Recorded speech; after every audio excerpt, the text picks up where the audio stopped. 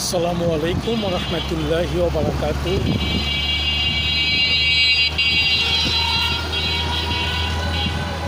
আমি এখন সরেজমিনে পুরান ঢাকার বিভিন্ন স্পটে আমি আজকে বেরিয়েছি।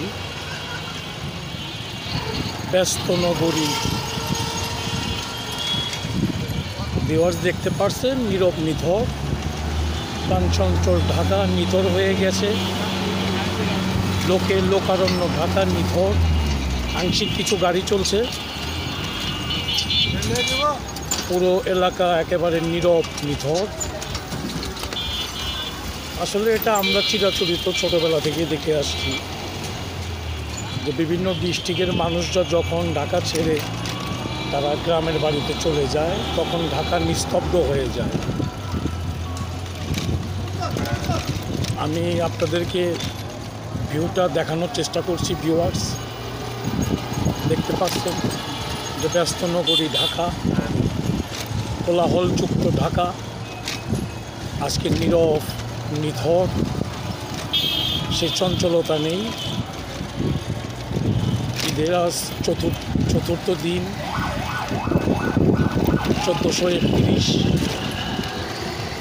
পহেলা বৈশাখের ক্রান্তিলগ্ন। ব্যস্ততম শহরের অবস্থানটা আমি তুলে ধরার চেষ্টা করতেছি। আংশিক কিছু গাড়ি চলাচল করতেছে। ভিডিওটা আমি ধারণ করছি রাত আনুমানিক 8টা। ভিউয়ার্স দেখতে পাচ্ছেন একেবারে নীরব। আমি যে গাড়িতে চলাচল করছি, গাড়ি থেকে আমি ভিডিওটা ধারণ করতেছি। এশারের আজান চলছে।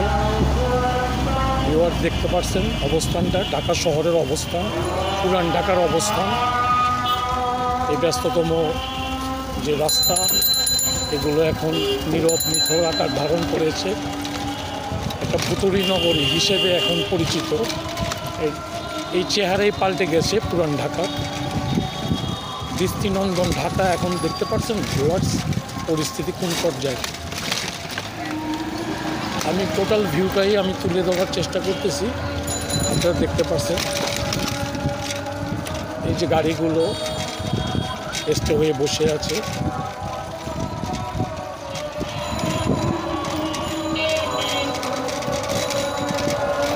টোটালি কোলাহলমুক্ত ঢাকা।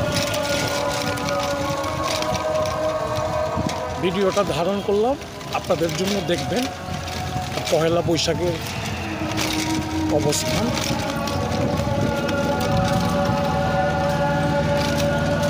এখানে শেষ করছি। আসসালামু আলাইকুম।